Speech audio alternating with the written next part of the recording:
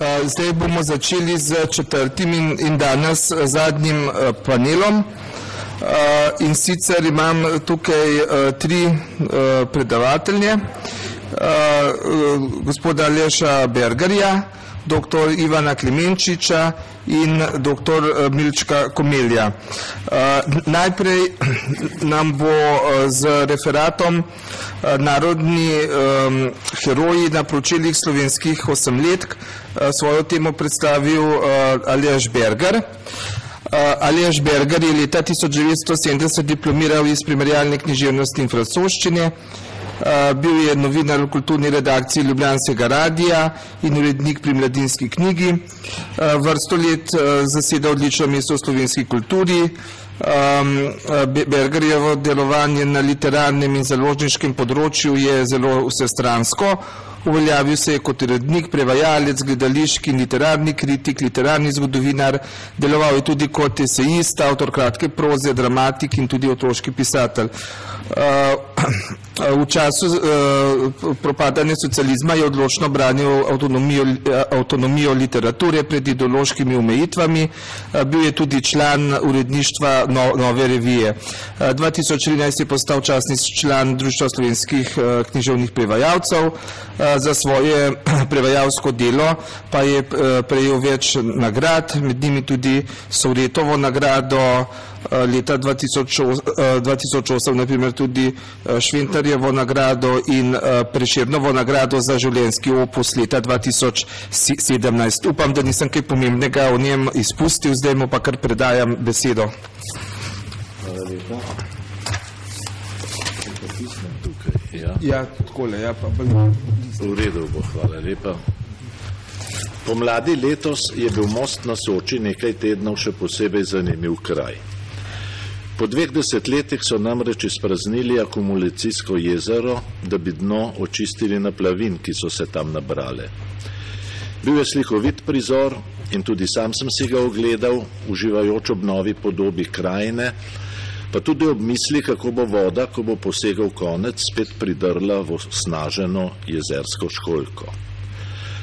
A Most na Soči je tudi sicer privlačen kraj z bogato zgodovino, na katero nas ob osrednji poti opozarjajo pomniki iz bronaste dobe, rimskih časov, srednjega veka, dokler ne pridemo do cerkve Svete Lucije s prelepimi poslikavami Toneta Kralja. In dokler ne pridemo do osnovne šole z vsaj meni dotlej popolnoma neznanim imenom. Na njej bi nekako pričakoval pisatelja Ivana Pregla, svetolucijskega rojaka, če je za njegovega mlajšega kolega Saša Vugo še nekako prezgodaj. A ne, na pročelju je zapisan Dušan Munih, za katerega se, ko doma pobrskam po Medbrežju, izkaže, da je bil partizan, narodni heroj, padel januarja 1945 pri Trstu. Nekako ni se mi išlo, da po kulturno-zgodovinskem vzponu skozi Most na Soči zdaj naletim na šolo z imenom padlega borca. Nekako neskladno je zarezalo vame tisti sončni pomladni dan. A najbrž bi na zadevo pozabil, če ne bi kak dan pozneje prejel vabila, naj se kot sodelavec pri razstavi in zborniku spred 20 let udeležim tudi današnjega posveta. In sem si rekel, no, to je kot nalašč priložnost, da si zadevo ogledam pobliže. Se pravi, da se podučim in sporočim še drugim, koliko je takšnih šol po Sloveniji in koliko je drugačnih. Pogledal sem na spletno stran Ministrstva za izobraževanje, znanost, šport Republike Slovenije, kjer je objavljen seznam osnovnih šol v Sloveniji in razbral, kar vam bom na hitro predstavil oziroma komentiral. Ob tem se seveda zavedam, da gre le za izsek, del problematike poimenovanja javnih stavb in površin pri nas in da bi bilo treba za podrobnejšo sliko upoštevati še imena ulic, trgov in cest, srednjih šol, kulturnih društev, pa tudi vrtcev. Da, tudi vrtci niso le Pedenjpedi in Piki Jakobi. Pri nas v Solkanu je v soseščini vrtec z ženskim imenom, ki ga ni najti na Wikipediji, ampak le v regionalnih pregledih političnih aktivistov. A to, da bo pritegnil še druga področja v obravnavani sklop, bo morda storil kdo drug, ki bo tudi podrobneje analiziral podatke. Omenjeni seznam navaja, da je v Sloveniji 450 osnovnih šol, kar se sliši veliko, ker so brez dvoma upoštevane tudi vse manjše podružnične. Pri pregledu se mi jih je izluščilo 66, ki so imenovane po osebah, enotah ali dogodkih iz časa 41-45, seveda le tistih na partizanski strani. Tu je zdaj ta seznam, žal ni narejen več stolpčno, ampak bom čez nekaj minut, čez nekaj stavkov pokazal še drugo stran. Skratka, 66 jih je, ki so imenovane v glavnem po osebah, in kaj opazimo, da zaslediti ni več najbolj razvpitih imen prejšnjega časa. Spomnimo se osnovnih šol Borisa Kidriča ali Edvarda Kardelja, se je nekdaj kar trlo. Ostali so večinoma ljudje povezani s krajem, kjer stoji šola. Ob tem puščam ob strani hudo ponesrečenost nazivov, kot naprimer osnovna šola neznanih talcev ali osnovna šola zbora od poslancev. Kar hudo mi je pomisliti na prvošolčka, ki odgovori, ko ga vprašajo, na katero šolo hodi, on pa reče na 8 talcev. Mnogi med njimi, po moji presoji več kot polovica, so širšemu prebivalstvu neznani. Pomembni naj bi bili le za domači kraj. Ne upam si in ne moram presojati, v kolikšni meri povezujejo skupnosti, s katere so išli, in v kolikšni meri jo še danes razdvajajo, ločujejo, vzbujajo grenke misli in odpirajo stare rane. Prepričan sem, da je možno oboje.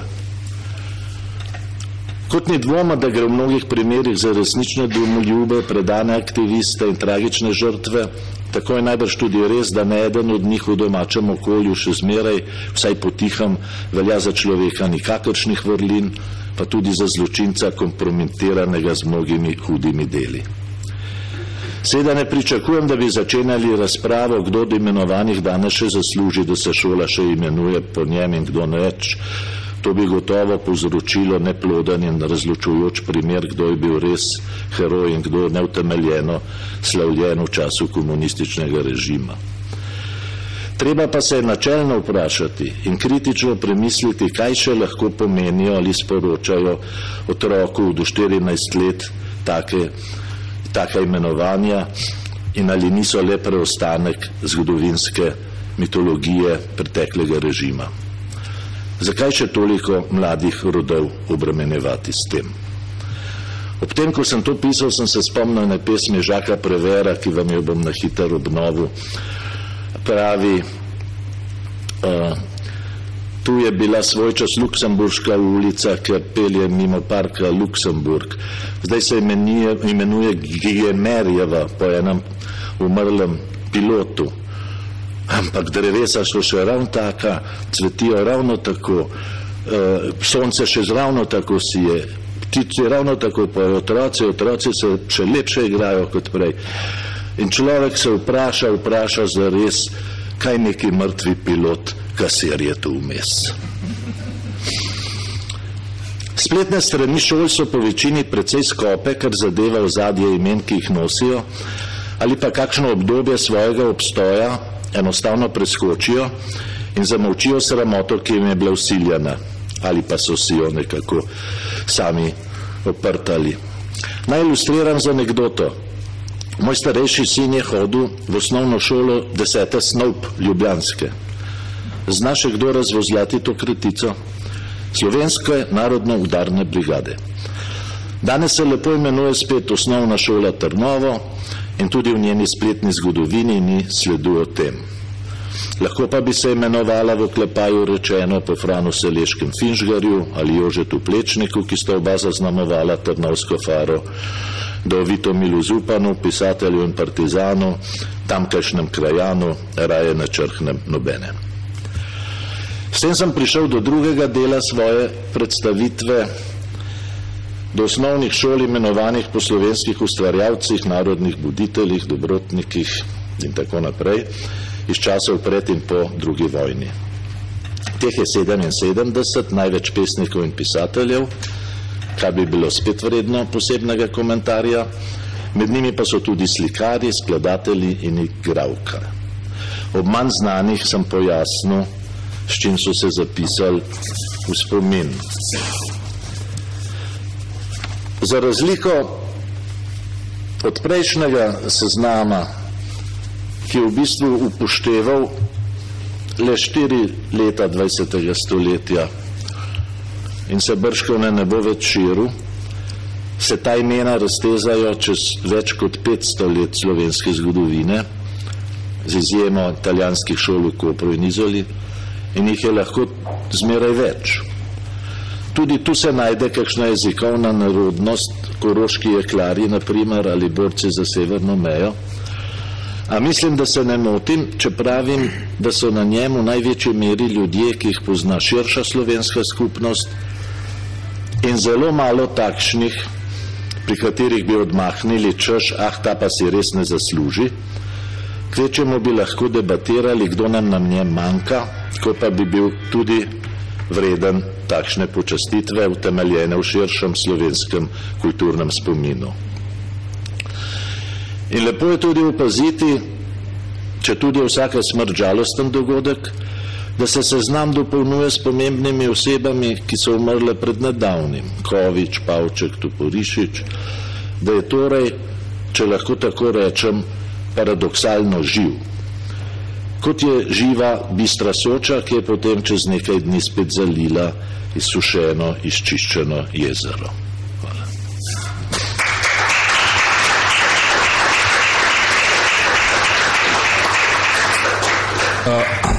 Hvala gospodu Bergerju za referat, ki je bil izredno v mejah načrtovanega, oziroma je še predčasno bil končan.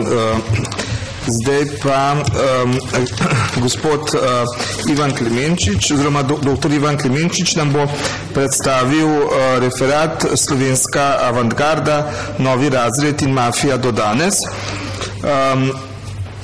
Dr. Klemenčič je doktoriral na oddelku za muzikologijo Filozofske fakultete v Ljubljani, vodil je glasbeno zbirko Narodno-univerzitetne knjižnice in Muzikološki inštitut ZRC SAZU.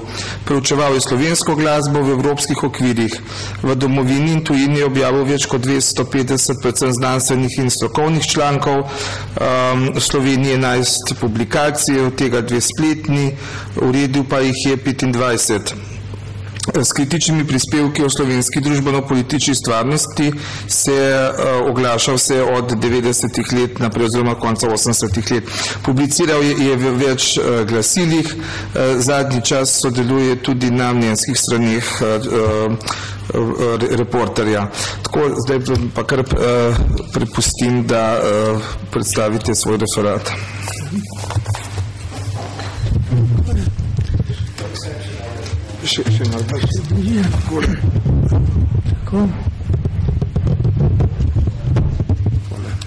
Hvala za besedo. Torej, namen razprave je na Slovenskem identificirati vse 3 temeljne komunistične akterje, kot je bilo v naslovu omenjeno, avantgardo, novi razred in mafijo. Poimenovati stvari s pravim imenom, da vemo, v kakšni družbi živimo. To najprej pomeni, da se v obdobju 1945 do 2018 ni nič bistvenega spremenilo. Povojnemu komunističnemu totalitarizmu je od 1991 sledilo postkomunistično obdobje transformacije, formalno demokracijo z ohranjenimi starimi komunističnimi vrednotami, staro kadrovsko zasedbo in novim nadzorom družbe. V moralnem smislu pomeni to kontinuiteto spreobrnenosti vrednot dobrega in zlega, altruizma in egoizma, kar je vodilo in vodi moralni razkroj družbe. Glede na to se ne morem strinjati s tem, kar smo slišali dopoldne, kar nam je govoril zelo optimistično naš predsednik države. Ko govorimo o avantgardi, slovenski komunisti in njihovi nasledniki v polosamosvojitvenem obdobju niso zavrnili in obsodili povzročitelja vsega zla. to je svoje krvave avantgarde, njenih zločinov in genocida nad slovenskim narodom, ki je avtoritarno kruto vladala tudi po tako imenovani osvoboditvi. Ker so nasprotno z njo vzpostavili kontinuiteto, ni mogoče govoriti o postavantgardi, prej o obžalovanja vredni retrogardi. Avantgarda je zato še v poosamosvojitvenem obdobju dejstvo, toliko bolj, ker so vodilni iz te avantgarde tudi samostojno Slovenijo utemeljili na komunističnih zločinih in genocidu nad slovenskim narodom. Poimenovanje avantgarda ostaja nadalje tudi zaradi ključnega neformalnega vodenja države iz postkomunističnega ozadja, s posamezniki brez potrditve na volitvah in brez vsakršne odgovornosti narodu, ki ga večji del dopolnjujejo s formalnim vodenjem iz ospredja svojimi izbranimi kadri. Le njen status se je spremenil, ker je avantgarda še manj formalizirana, denimo znotraj Centralnega komiteja Zveze komunistov Slovenije, deluje v netransparentnih povezavah iz ozadja. Označujejo temeljni vrhovni cilj ohraniti oblast in privilegije. Vanjo sodijo predvsem sodelavci Milana Kučana, ki se lahko rekrutirajo iz Foruma 21, vendar ne samo tu. Tako se je slovenskemu narodu na pragu 21. stoletja znova vsilila neformalna, a nedvomno nepopustljiva avantgarda, ki bi morala biti že zdavnaj na smetišču zgodovine. Zato ima danes poimenovanje avantgarda že ironični pomen. V postmoderni Evropi 21. stoletja je popoln anahronizem. Samoklicana avantgarda je izvorno diktatura delavskemu razredu. Zanjo je bilo potrebno celotno družbeno piramido revolucionarno desubjektivizirati. Od temeljne celice družbe človeka, avtonomnega posameznika, do človekove temeljne skupnosti, družine in njihove naravne povezanosti v narodu. Posameznik naj v komunizmu iz subjekta postane vodljiv objekt politike, na višji ravni naj to velja tako za družino kot za narod po načelih komunistične protidružinske in protinarodne ideologije in s tem politike. Surogat za narod postane proletarski internacionalizem, danes bi rekli multikulturalizem. Seveda se vzporedno ukinja avtonomnost gospodarskih in drugih subjektov, tako izobraževalnih in znanstvenih ustanov, vse do univerze. Cilj je atomizacija družbe, za njen popolni nadzor. Formalni demokraciji je nova deviza zadnjega prvega partijca Milana Kučana oblastno moč okrepiti s kapitalom, ta naj kompenzira izgubljeno absolutno politično moč. Družbena lastnina, ki so jo komunisti obvladovali kot svojo lastnino, prehaja zdaj v njihove roke v kapitalski obliki. To ne pomeni, kot zavaja nekatere demokrate, da so opustili ideologijo in postali kapitalisti. S kapitalsko močjo so si le utrdili svoj novi postkomunizem, ga utemeljili.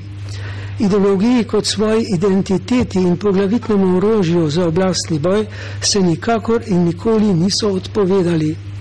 Z njo kot ključno ohranjajo razredno sovraštvo in latentno državljansko vojno. Ideologija ostaja njihovo bistvo, brez nje jih ni. Kar zadeva to sovraštvo in kriminaliziranje, se omejimo zgolj na en, že ekscesni primer, na patološko obsedenost z vodjem slovenske opozicije. Po besedah Janeza Janša se je materializiralo v 160 postopkih, od katerih ni niti eden obstal. Simptomatično je, da so razlogi za to sovraštvo do opozicijskega vodja kar štirikratni. Kot prvo in temeljno, pravi komunisti potrebujejo notranjega sovražnika, da se pozabi na resnične sovražnike slovenskega naroda, tiste iz avantgardnega in mafijskega ozadja na čelu z botrom vseh botrov. Tako legitimirajo svojo nelegitimnost. Kot drugo, Janez Janša, demokrat in sposoben politik, jih ogroža njihovi nedemokratični posttotalitarni eksistenci. Bojijo se ga. Kot tretje, premijer Janša je dokazal, da se da vlada uspešno voditi v korist slovenskega naroda. Tega zgleda, da je to mogoče, predanega delovanja za skupno dobro in s tem ponovitve najboljše slovenske vlade, ne sme biti. Tudi zato in zaradi njihovih ozkih oblastnih in materialnih koristi škodo slovenskega naroda si mafijski botri z njihovimi namerno izbranimi, nesposobnimi, vodljivimi marionetami brezkompromisno prizadevajo Janšo onemogočiti. In kot četrto, hočejo kar najbolj diskvalificirati osamosvojitev Slovenije in osamosvojitelje, zato je Janez Janša prvi na udaru. Tako so vrednote tudi tu postavili na glavo znova škodo slovenskega naroda. Ideološko nedaleč stran je vprašanje sprave, ki so ga že dvakrat javno demonstrirali. Njihov namen je razklanost slovenskega naroda na zunaj všečno zgladiti, zloščiti, da ostane znotraj vse nespremenjeno. Samooklicani zaslužni osvoboditelji slovenskega naroda so še naprej slavljeni osvoboditelji, demonizirani izdajalci in kolaboranti so še naprej to, za kar jih je določila in obsodila zločinska komunistična avantgarda. Prvi so še naprej legitimni, drugi so še naprej nelegitimni. Resnica ostaja tako odločilno za narod tudi tu in še naprej postavljena na glavo. Slovensko postkomunistično državo je njen zadnji večni partijec Milan Kučan s komunistično moralo utemeljil na komunističnih zločinih in genocidu nad slovenskim narodom. To pomeni, da je zločin, s katerim so pobijali narodovo elito, politično, gospodarsko, akademsko, versko, ostal brez zločincev. Imena vse skozi skrivajo, kaj šele, da bi največje klavce slovenskega naroda predali sodišču, jih moralno, politično in pravno obsodili zločinski komunizem. To ima daljnosežne posledice do danes. Kot je povedal v razsvetljenem 18. stoletju Voltaire, kdor oprošča zločin, postane soudeleženec. Dobro poznamo slovenski pregovor, tat je tisti, ki krade in tisti, ki mu drži vrečo. Tako smo znova pri slovenski nepogrešljivi avantgardi s krvavimi rokami. In tako tudi vsa neizmerna kri mučencev iz rok prve generacije zločincev, Kardelja, Kidriča, Mačka, Ribičiča in tako dalje, prehaja v roke njihovih legitimnih naslednikov in učencev, Kučana in njegovih pajdašov, druge generacije zločincev slovenskega naroda. Vseh tistih, ki so zadržali oblast, zaustavili demokratizacijo in normalizacijo Slovenije, ki so preprečili boljše življenje Slovencev. Prej ali slej bo prišel čas, ko bodo morali eni in drugi zločinci prevzeti odgovornost.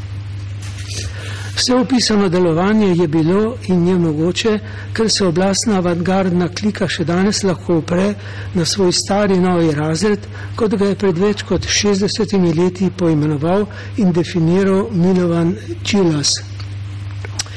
Da nedvomno obstaja in je obstajal, potrjuje odzivanje kritičnih avtorjev v obravnavah o njem v slovenski publicistiki.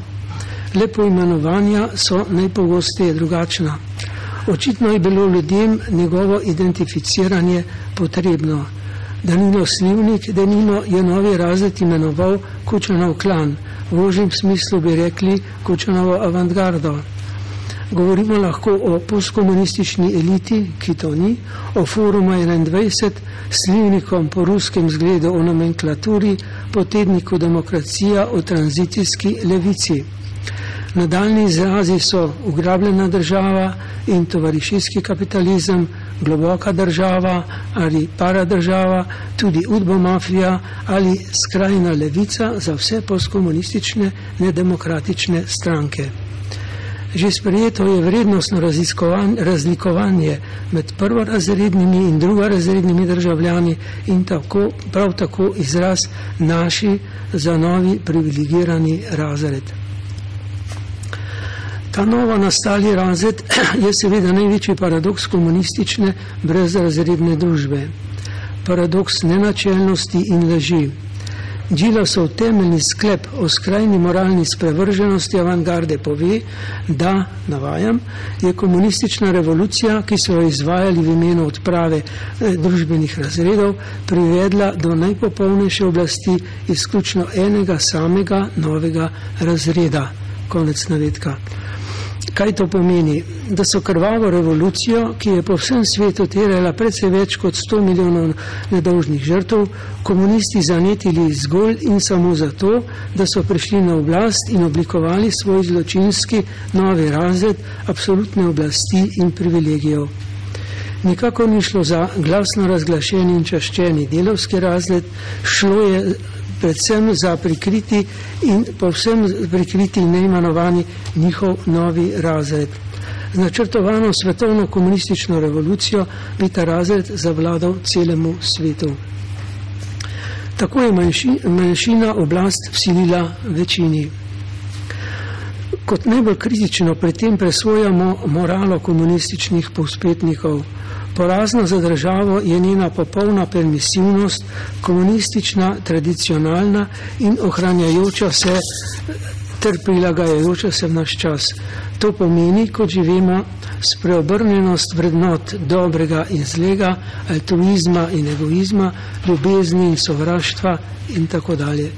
Komunistični imperativ sta nezadržno krvavo služenje zlu in stremljivo lastno okoriščanje, vesoljni egoizem tedaj.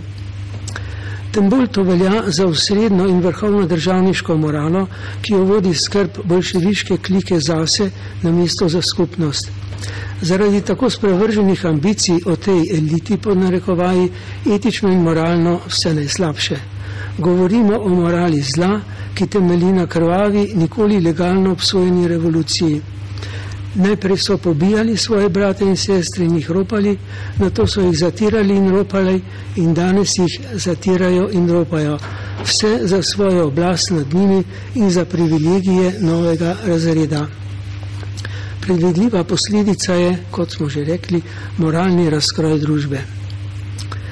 A ne le to, stanje v slovenski državi je toliko bolj zaskrbljujoče, ker se delovanje novega razreda in njegove avantgarde nezanemarljivo širi in poglablja na prikrito mafijsko področje. Ta posebno organizirana protizakonita dejavnost se je bila sporedno ekonomijo Udbe intenzivno razrasla v skupni komunistični državi in nato v Sloveniji prilagajala in ohranjala vse v naš čas. O tem govorijo razni verodostojni viri.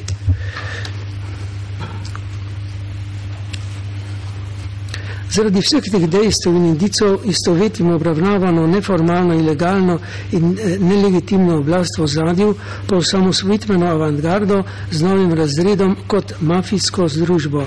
Prvo načelo zanjo je, kot pravi Edo Ravnikar v Udbomafiji, partijski režim je bil sistem mafije na oblasti in druga zakonitost po njem za vsemi propadlimi režimi, mišljeni so totalitarni, še naprej ostajajo mafije, le prenovijo se. Za razliko od klasične mafije si njeni pripadniki pridobijo monopolni položaj v celotni slovenski družbi, ki jo obvladujejo. Razlikovati moramo med bančno mafijo, menedžersko ali tajkunsko mafijo, medicinsko mafijo, sodno mafijo in posebno in obenem skupno ter nadarjeno jim politično ali režimsko mafijo. Prva imenovana organizirana kriminalna mreža v vodstvih največjih državnih bank in obeh privatnih je s svojimi komitenti načrtno izropala blizu 5 milijard evrov. Sankcij ni bilo, razen kakšne malenkosti. Medicinski mafiji naj bi šlo letno 400 milijonov evrov, kot trdi dr. Blaž Mrevle iz zdravstva. Tudi zato se je postkomunistični politiki tako zavzemajo za javno zdravstvo, ki edino omogoča mafijsko korupcijo. Sodna mafija je tako politično instrumentalizirana, da lahko s konstruiranimi sodbami poljubno in bistveno posega v politiko kot njena podaljšana roka, z evidentnimi dvojnimi merili za naše in naše sovražnike. Vrhovna režimska mafija skupaj z bančno, z Iran na Lebegate, stoji za pranjem iranske milijarde dolarjev za proliferacijo in mednarodni terorizem. Po oceni Logarjeve parlamentarne komisije je na slovenski strani pri tem mafijskem pranju denarja sodelovalo okoli 200 ljudi, ki jih je angažiral in organiziral vrh režimske mafije. Slovenski bančniki so celo inštruirali iransko stran, kako operacijo proliferacije tehnično korektno izvesti. Vprašanje slovenskim mafijskim botrom je, kje so visoke provizije med 30 do 60%, s katerimi se, kot vemo, je mogoče kupiti volitve. Ja, še nekaj imam, če boste tako potržljivi. Ob predsedniških volitvah je Janez Janša na Twitterju nedvomno zapisal: Italija ima mafijo, v Sloveniji pa ima mafija državo. Razliko med Slovenijo in Italijo je ponazoril slikama. Na Eri je objavljen posnetek Milana Kučana z nadnapisom Slovenija, šef Udbo mafije na položaju. Na drugi je posnetek človeka za rešetkami, Italija, šef mafije v zaporu. K temu dodajmo podobno potrditev iz samega mafijskega podzemlja, od skesanega jugoslovanskega mafica in predhodnega udbovca Anastazija Martinčiča, ki prestaja 13-letno zaporno kazen v Urugvaju. Za tednik Demokracijo je poznavalsko povedal: Slovenija nima mafije, mafija ima Slovenijo. V sklepnem delu ugotavljamo, da prepredenost Slovenije z organiziranimi mafijskimi skupinami in vrhovno politično mafijo povsem onemogoča njen normalni razvoj. Ker oblastna mafijska avantgarda in mafijski novi razred delujeta iz ozadja na ravni celotne države, govorimo o tako imenovani ugrabljeni ali globoki državi. Njeni cilji so maksimalni, oblastni in materialni. Imeti neformalno oblast nad celotnim narodom in državo ter k temu še formalno ali navidezno legalno oblast. In s tem imeti stalno možnost ropati slovenski narod. Pogoj zanje je nedvomno zatiranje, manipuliranje z njim, življenje v laži. Koliko časa bo slovenski narod še pripravljen v svoji trpni vlogi na zatiranje in ropanje? Koliko časa naj še omogoča blokiranje svojega razvoja in svoje slabše življenje? Koliko časa naj še omogoča legitimnost zločinskih vrednot in invalidno formalno demokracijo? Kdaj bo končno dočakal odrešujoče življenje v resnici in svobodi, kdaj nacionalno in versko osvoboditev in nov razcvet slovenske družbe? 70 let je že minilo. To je apel slovenskemu narodu, da po 70 letih vzame usodo v svoje roke. Hvala za pozornost.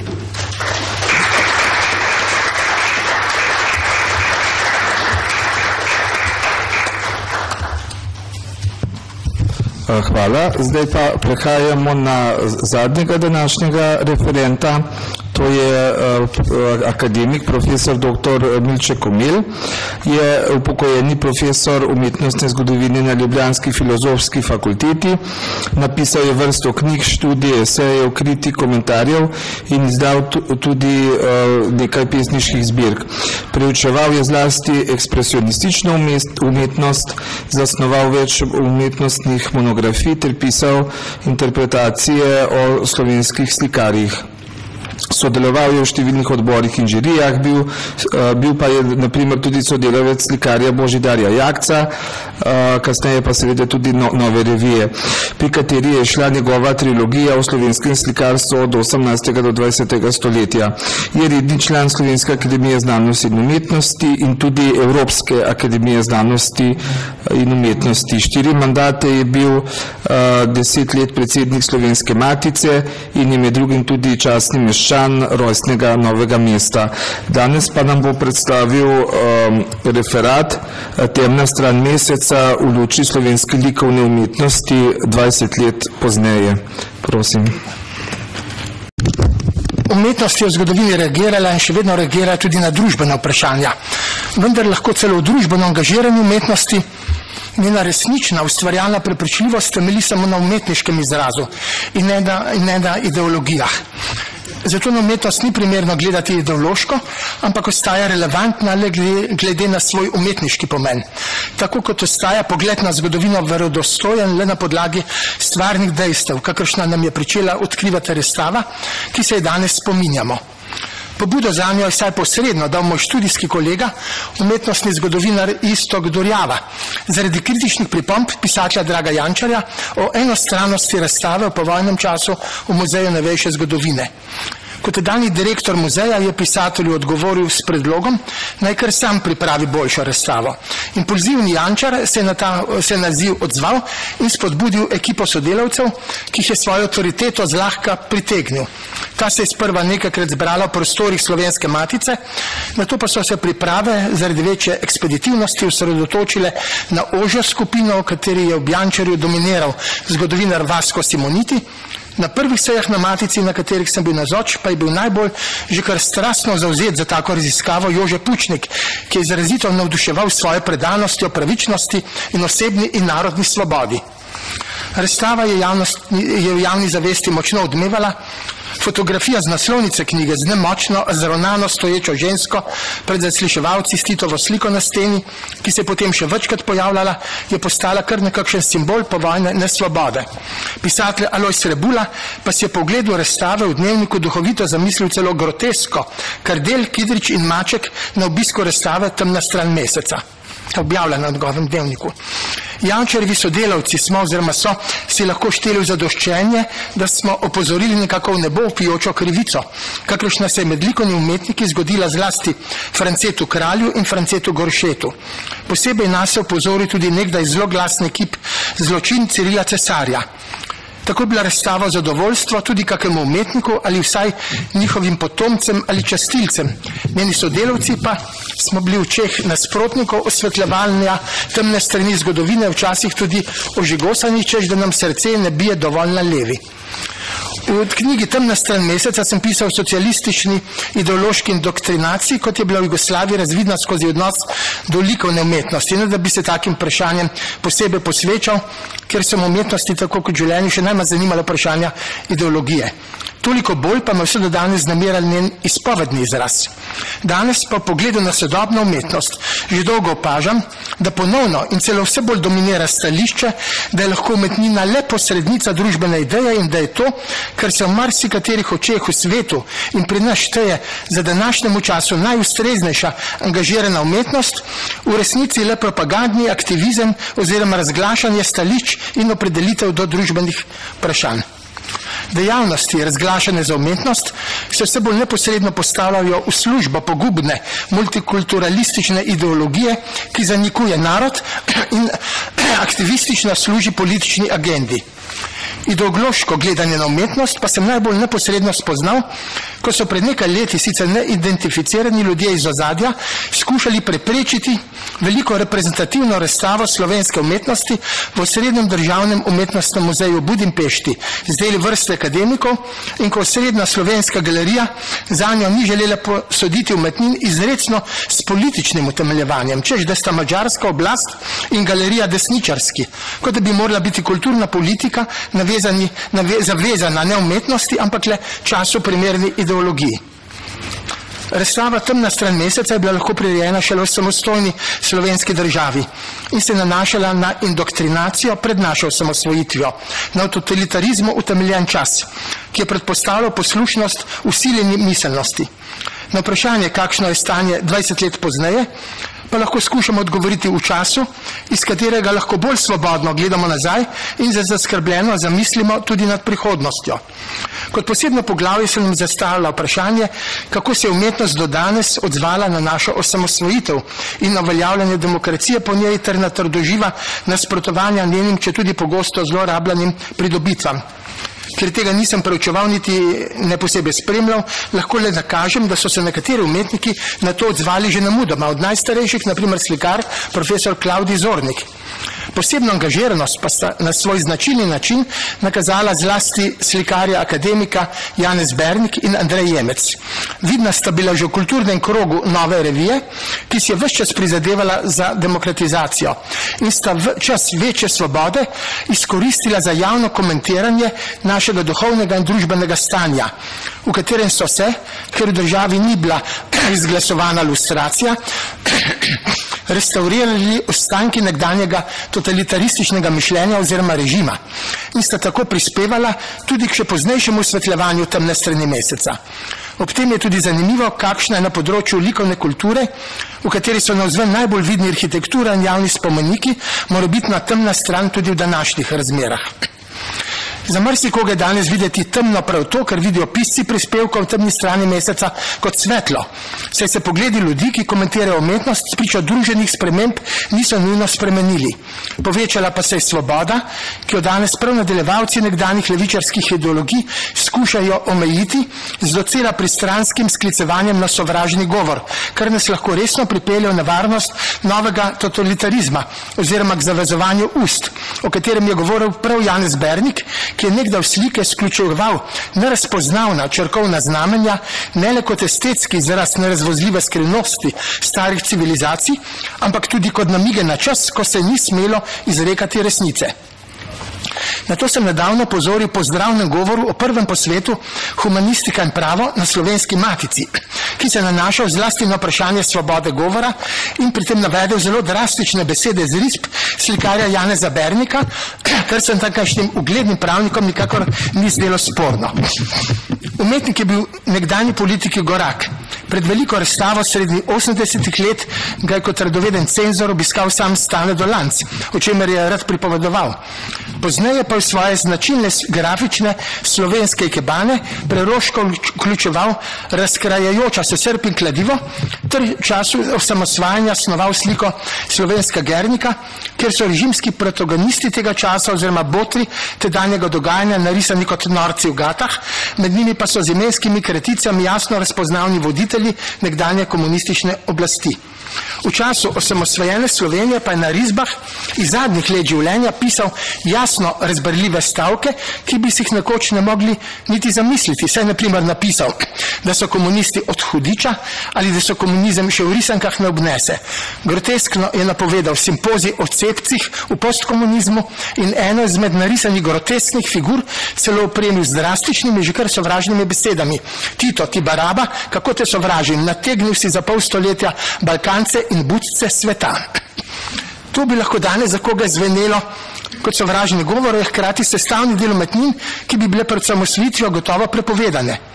Bistvo umetniške moči takih risb pa seveda prav gotovo ni v takem stripovsko izraženem sporočilu, a ga je umetnik v skladu z grotesknimi risarskimi prizori očitno besedil kot izraz nove svobode. Na eni od risb je napisal, da je pravica do svobode govora, ki se jo je želel, prišla 55 let prepozno. Take izjave pa dojemamo tudi kot izrecen protest proti vztrajanju starih sil, ki mi je bil slikar vedno zelo gorak. A so se kritiški pogledi nanj prav zato v mnogih očeh drastično spremenili prav glede na ideološko izhodišče razlagalcev. Umetnik je v svojem delu reagiral tudi na povojne poboje, na tot kosti na njegovih slikah in ustrezna metaforična besedila, da je ne bo lahko tudi pod zemljo. Izkazalo se je, da so nekatere umetniku nenaklonjene interpretacije, bolj kot na izrazni moči ali nemoči umetnin, celo izrecno temeljili na vsebinih takih napisov, označevani celo kot obskurantistični. A Bernik svoji svobodni sproščenosti prav tako kritiziral tudi cerkvene dostojanstvenike kot ljudi v kiklah. Z nasprotne ideološke strani pa smo doživeli pri slikarju Arenu Preglu tudi podobe z naslovi o lovu na komuniste. Odnos do posameznih umetnikov se v očeh marsikoga spremenil. Tudi ko so se ti v slovenski državi opazneje lotili religiozne motivike ali celo cerkvenih poslikav. O tem posebej priča prenovljena ljubljanska Trnovska cerkev, ki je bila celo kritiško komentirana kot izraz umetniškega okusa desnice, kot je napisal Andrej Medved.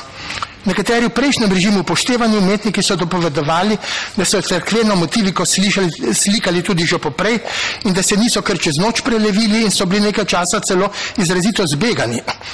Umetniki so si vselej prizadevali za javna naročila in možnosti razstavljanja. V posvojitvenem času pa se je bil priča tudi očitkom nekdanjih partijcev Janezu Berniku, češ da bi do poprejšnjega režima, zato ker je v njem lahko postal veljaven umetnik, nikakor ne smel biti kritičen, vendar so očitki take vrste že sami po sebi neumestni. Janez Bernik je v krogu prijateljev župnika Janeza Pogačnika snoval tudi sicer neuresničeno arhitekturno spominsko kapelo na Rogu, ter fantazijsko skiciral tudi iluzorne načrte za kip pred ljubljanskim Rotovžem kot groteskno ironičen spomenik revoluciji ali slovenski pameti, ki jo je imenoval norost. Da je potrebno umetniški pomen likovnih del presojati ne glede na ideologijo, torej ne glede na umetnikovo ideološko opredelitev, ampak glede na likovno sporočilo, se je zavedal tudi slikar in kritik profesor Marjan Tršar. Izrecno je poudarjal, da je treba na vse umetnike gledati realno in ideološko neobremenjeno in da bi ne bilo prav, če bi tiste, ki so se po vojni umaknili v Argentino in so bili doma neupoštevani, zato danes že a priorno razglašali za velike umetnike, če to v resnici niso. To svoje stališče je Tršar poudaril ob zadržanju v ceni emigrantske slikarke Bare Remec, ker so njeno vrnitev v našo kulturno zavest napovedovali kot veliko odkritje. V tujini žal ni mogla, čeprav je bila zelo nadarjena slikarka, uresničiti vseh svojih ustvarjalnih obetov. Življenjska usoda v tujini pa je zavrla ustvarjalnost in saj na področju preučevanja slovenske umetnosti in kulture tudi znanstveni razvoj še marsikomu. Podobno se čuti zaradi ideoloških predsodkov neprimerno ocenjenega tudi kak nedovolj priznan umetnik v domovini, vendar dela, ki so nam na razpolago, lahko ocenjujemo vedno na novo. Da je mogoče imeti zadržke do umetnika tudi zaradi njegove idejne pripadnosti, pa mi kaže že dejstvo, da so na filozofski fakulteti še dolgo po slovenski osamosvojitvi doživel očitke, da bi v Marjanu Tršarju sploh ne smel pisati, ker bi nosil domobransko in nepartizansko uniformo. Poprava tovrstnih morbitnih krivic se v resnici lahko nadaljuje le s poznavanjem in ideološko nepristanskim presojanjem ustvarjenih opusov. Največji nekoč nezaželeni umetnik Zoran Mušič pa tega gotovo več ne potrebuje, tako kot ne pisatelj Zorko Simčič, na primer. Opaziti je tudi mnenje, da se na primer pri izdajah literarnih klasikov, enako kot poprej, le da z nasprotnim predznakom, že v izboru doslej neupoštevanih imen uveljavlja predvsem politični kriterij, kar pa je obenem mogoče razumeti tudi kot prizadevanje za popravljanje krivic. Zares pravična presoja umetnosti pa gotovo temelji zgolj na prepričljivosti umetniške ustvarjalne moči, ne glede na njeno idejno naravnanost. Podobno, ali likovno drugače kot Bernik, je v samostojni Sloveniji spremljal in še spremlja aktualno dogajanje v družbi tudi slikar akademik Janez Bernik, če tudi skozi bolj abstraktno govorico, a vnaša poanto grafike in risbe tudi z besedili, vrisanimi likovna dela. Umetnik je s omažem počastil haško sodnico Karlo del Ponte in protestiral proti načrtovanemu poimenovanju nove Titove ceste s krvavo rdeče poudarjeno sliko, ki ohranja vso ustvarjalno intenzivnost, ne da bi bila sama po sebi kakorkoli deklarativna, se njeno tendenčnost osvetljuje šele naslov. Prav tako občutljivo reagiral na Srebrenico in Hudo jamo, s podobami, v katerih je vse izrazil čustveno intenziteto, zajeto v strukturo in govorico baru, s katero telesil tako podzemlje kot nebo, v izhodiščnem prepričanju, da si je eno sonce za vse. Eno svojih velikih slik pa imenoval krvavo 20. stoletje. Ko so vrgli slovenskega centra PEN Janeza Janšo, pa je svojo sliko nemudoma protestno odnesel z Društva slovenskih pisateljev. Zamahom svoje poteze in tonskim bogatstvom je zapel visoko pesem tudi svoje domovinski pripadnosti na sliki Moja domovina. Pretrest ob trpljenski usodi žrtev, še posebno tistih iz Hude jame, ne glede na to, odkot so, pa je doživel v naši umetnosti še vrsto odmevov, nazadnje, na primer v delu Jošta Snoja. Na povojne poboje, na subtilen, umetniško-univerzalen način, simboliko, oblik in elegičnost v baru reagira tudi slikar Jožef Muhovič, tudi z aluzijo na Antigono. Z odzivanjem na mrak povojnega časa se mu pridružuje Črtomir Frelik. Na to tematiko pa je bila v Škofji Loki pripravljena že posebna razstava. Sam holokaust je z lobanjami, skritimi v zelenih prepadih Kočevskega roga v času po osamosvojitvi morda prvi intenzivno slikal Marjan Tršar, ob misli na prijatelje, ki so zavedno ostali tam. Kočevski rog, ki smo ga nekdaj iz pouka v šolah in tudi umetniških pričevanj poznali zgolj kot partizanskega, je v času slovenske države postal povsem nov pojem. Ne več sedež baze 20. pa krvavo prizorišče brezumnega maščevalskega marterja in smrtne groze in zato za umetnost toliko bolj na novo vznemirljiv. Lobanje je z mislijo na pomore vključil mozaik kapeli v Šentvidu pri Ljubljani pater Marko Rupnik. Njegova Prešernova nagrada pa je spodbudila nasprotovanje, ki se je izkazovalo za izrecno ideološko. Kipar Stane Jarem, avtor slovenskega križevega pota v Rogu, mi je že dolgo tega pripovedoval, da so njegove lesene žene s prišiljenimi rutami molčeče vdove pobitih na Rogu. Slutno narodne pomiritve pa je v 70. letih 20. stoletja preroško nakazoval že slikar Maksim Sedej mlajši, ki je v sočasni pesmi napisal, da je revolucija sprotno pranje možganov in uničenje maternega jezika. Željo po narodni pomiritvi je na subtilen način v svojih grafikah nakazovala tudi slovenstvo pripadna in za našo narodno usodo zaskrbljena Tinca Stegovec, ki še danes skrbno spremlja družbeni položaj Slovencev in meni, da danes prihajajo mnogo večji problemi skrb zbojajočo selitvijo narodov. Besedo sprava pa je na slikah izpisal tudi Andrej Jemec. O vprašanjih, ki sem jih nakazal v prispevku za temno stran meseca, se danes na novo odpira zlasti odnos do kulturnih spomenikov, ki so po drugi svetovni vojni kljub prizadevanje spomeniškega varstva po nepotrebnem tudi rušili in so posebno z ideološkimi predsodki gledali na gradove in cerkve. Temu pritisku so se včasih pod političnimi pritiski uklonili v svojih stališčih tudi odgovorni konzervatorji, kar kaže porušenje baročne cerkve v Poljanah. Številni svetni spomeniki so v jugoslovanski državi izginile. V besedilu za temno stran meseca pa sem pozoril, da so šli oblastniki s prezirom do kulturne dediščine celo tako daleč, da so na mestu bombardirane ptujske minoritske cerkve z delno ohranjenim gotskim prezbiterijem na laž se zidali pošto, da bi cerkev zavedno izbrisali iz prostora in javne zavesti. Po slovenski osamosvojitvi pa so pristojni pošto klubovalno podrli in cerkev, kolikor je bilo le mogoče, restaurirali. Na novo pa so se zidali tudi cerkev v Žuženberku, ki naj bo stala do panti veka v ruševinah izrecno v opomin proti komunistom kot trajno znamenje, da je njihova moč za vselej razrušena in onemogočena. Vendar pa v času slovenske države prav na področju varovanja in ohranjanja spomenikov danes nastaja še večja škoda. V času, ko vse vladuje denar, je spomeniško varstvo izgubilo nekdanjo vlogo oziroma so se njegovi predstavniki očitno prilagodili novemu času in se prilagodili nasilju njegovega kapitala. Tako je bila protipravno podrta vrsta spomenikov v Ljubljani, na primer Kolizej, med njimi še posebno dvorcev. Zato velja, da je spomeniško varstvo v razsulu in je ljudi danes strah, da bo v novi državi izbrisano pričevanje o naši arhitekturni preteklosti, tudi do nedavni iz desetletij po drugi svetovni vojni, ki je lahko umetniško pomembna, ne glede na to, pod kakšno oblastjo je nastala. Posebej tudi simbolno pereč in zato najbolj spostavljen je primer problem nedotakljivosti propadajočega Plečnikovega bežigrajskega štadiona, če tudi arhitektovo ime postalo kot sinonim za našo ustvarjalno že prava svetinja. Svoboda je v takem pogledu prinesla tudi anarhijo in z očitnim brezpravjem v tem pogledu poslabšala stanje iz prejšnjega režima. Poseben problem so tudi času druge svetovne vojne posvečeni spomeniki v dobesednem pomenu besede, ki v veliki meri proslavljajo partizanski boj oziroma še pogosteje komunistično revolucijo. Tu so vprašanja zaradi zgodovinske bližine in občutljivosti sodobnikov bolj kompleksna in v bistvu predvsem ideološka. Na vprašanje, kaj bo s tolikerimi raznovrstnimi, vse povsod raztresenimi pomniki v prihodnosti, se že v preteklosti ponujal odgovor, da bo svoje storil čas in da bodo ostali le umetniški kot sprejemljivi. Danes pa se zastavlja novo vprašanje, kaj bo s tistimi, ki so umetniško pomembni in naše ambijente estetsko dopolnjujejo oziroma krasijo že sami po sebi, ne glede na svojo ideološko namembnost in so zato lahko celo nepogrešljivi. Pri tem imam v mislih predvsem ljubljanski spomenik revolucije kiparja Draga Tršarja, ki Trg Republike povzdiguje v arhitektonsko-estetskem smislu.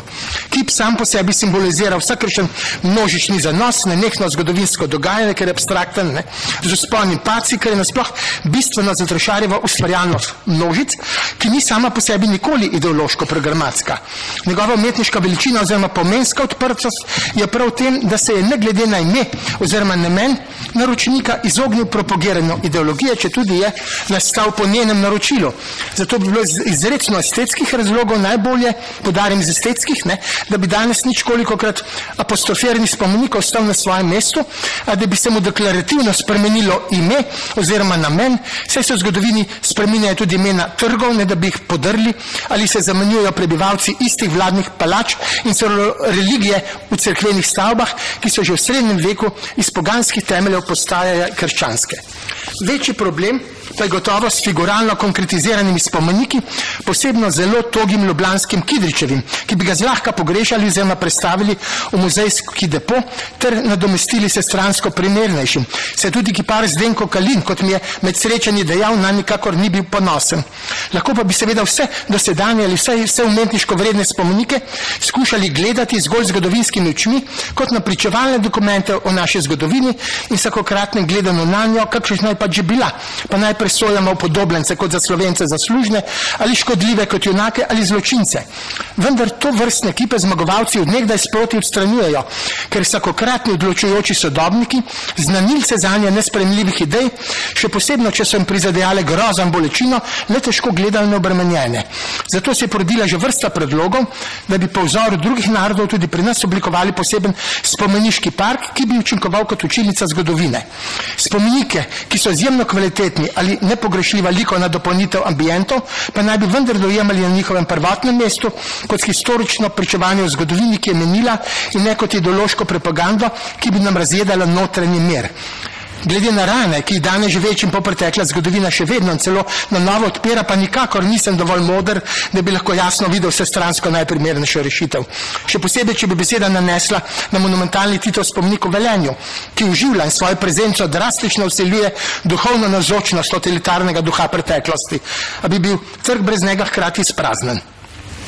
Ob novih spomenikih časa slovenske države, kot je mogoče opaziti, da je svoboda izražanja omogočila, da je že lahko nastal tudi kak spomenik proti komunističnim bojevnikom, a je prihajalo tudi do nepotrebnih preprečitev, tako kot načrtovani postavitvi Tršarjevega reliefa Bana natlačena. Na Franceta Balantiča in druge po vojni zamolčane stvarjalce pa je edino smiselno, po moji presoji seveda, gledati le z vidika njihovega pesniškega pomena, tako kot na spomenike vojnih žrtev, le z vidika človečnosti, ne glede na njihove nazorsko opredelitev. V zvezi z naraščanjem nacionalne zavesti je nastalo prav v času po osamosvojitvi tudi nekaj skromnih slikarskih obeležij svetemu Cirilu in Metodu. Slovenska prestolnica pa je v samostojni državi končno le dobila osrednji majstrov spomenik, ki popravlja dolgo neprimeren odnos do junaškega branitelja naše severne narodne meje. Če lahko samo nek ekskurs ob tem, se spominjam, da sem po neki prediti po naključju sedel z izbranimi družbo, ne Srnovorjaško, ljudi iz nomenklature oziroma kulturnih veljakov, in je beseda nanešla na vprašanje spomenika, ker so ob tem majstrom mislili, da spomenik, da je konjenik arhaičen, anahronističen, vse države pa imamo, slovenske so pa podrli, kot je pokazal gospod Suhadolc, in jaz sem pa malo naivno ali pa tako sem všečno rekel, da sem bil vendar predsednik žirije za postavitev majstrovega spomenika in da upam, sem zahecal, da bom dočakal, da bom lahko predsednik žirije tudi pri naslednjem konjeniškem spomeniku, ki bo gotovo posvečen človeku, ki za svoje vojaške sluge to najbolj zasluži, torej Janezu Janši. In takrat ne samo, da je nenadoma pogovor utihnil, ampak so se pogledi zamrčili, vsi so se rešili in takrat sem prvi začutil nekako, kako so ljudje razdeljeni, oziroma da tudi že desetletja, odkar obstaja slovenska država, da so zavesti bolj pripadniki režima, ko bi rekel, nekdanje jugoslovanske države. No, samo glede in takoj bom končan. Nedokončana slovensko reprezentativen je Mušičev spominski park v Teharjah, spomenik vsem žrtvam vojn oziroma danilec sprave na Kongresnem trgu, pa je bolj dostojno monumentalen arhitektonski pomnik kot umetniški dosežek. Kot bi se ne želel ničemer izpostaviti, da bi ne zvenel ideološko, ne najbrž spremenil vsaj v tem pogledu. Gotovo pa bi morali počastiti zgodovinski pomen naše osamosvojitve z večjimi umetninami, ker se bo, če nam bo usoda mila, slovenske ustvarjalnosti v očitno izkazalo šele v daljeni prihodnosti. Od zgodovinskih osebnosti, ki bi ne smele postati sporne, pa bi si spomenik gotovo prvi zaslužil Jože Pučnik. Ob koncu lahko le ponovim, da bi umetnost, saj ne spomeniška, če želi ostati ustvarjalno trajna, ne smela biti kakorkoli indoktrinirana oziroma predvsem služabnica ideologij, ampak naj bi sublimno izražala le človečanske in narodne ideje, veličino, bolečino, upanje in zanos, zaupanje v slovenstvo in veličino človečnosti, ne glede na ideološke ali politične opredelitve. Spričo umetniške prepričljivosti je njen konkretnejši namen ali pomen nebisten, ampak naj bi nam govorila svojo ustvarjalno sporočilnostjo sama po sebi. Na likovne spomenike, vključno z njihovimi pesniškimi dopolnili, je smiselno gledati predvsem luči njihovega univerzalnega pomena. V skladu s tem pa naj bi bili tudi javni spomeniki posvečeni našim osnovnim skupnim vrednotam in osebnostim, ki so delovali za duhovno svobodo ter dvig omike slovenskega naroda. To pa so, ali vsaj za večino, spremljivi oziroma najmanj nesporni, gotovo predvsem umetniki, ki so trajna duhovna dediščina naroda in človeštva, ne glede na njihove opredelitve v konkretnih življenjskih okoliščinah. Tako kot Kosovel, Kocbek ali Boris Pahor in pravkar umrli veliki pisatelj in Slovenec Alojz Rebula, in med katerim je letos priča stoletnice svoje smrti spet najbolj izpostavljen Ivan Cankar, umetnik, ki so si ga lahko v zgodovini prilaščale vse ideologije, ali z univerzalno močjo svoje duhovne izpovedi mogočno presega. Svoje zgolj okvirna opažanja naj sklene z mislijo nosilnega ustvarjalca razstave Temna stran meseca, akademika Draga Jančarja, da se je identiteta našega naroda izoblikovala s kulturo v procesu boja za nacionalno emancipacijo in pravico do svobodnega izražanja. To identiteto in pravico do duhovne in vsakršne svobode je nujno potrebno ohraniti, negovati, oznanjati in se zanjo zazemati v vseh zgodovinskih okoliščinah in vseh oblikah. Hvala. Ja, lahko.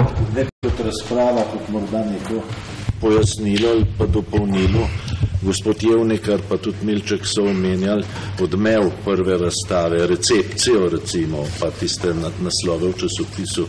Jaz se pa vsem moram spomniti na takratno vlogo televizije Slovenija, mislim, da je bil direktor takrat Jaroslav Skrušni. Slavko Hren je z vsakim tako kot sodelavcem razstave posnel najmanj enourni pogovor, od katerega je na razstavi bilo uporabljeno morda 5 minut, tam v tisti posebni sobi, ampak ti pogovori so potem integralno tekli v večernih urah čez kakšnega pol leta na televiziji Slovenije. Lahko se vprašamo, ali bi bilo danes to mogoče ali ne.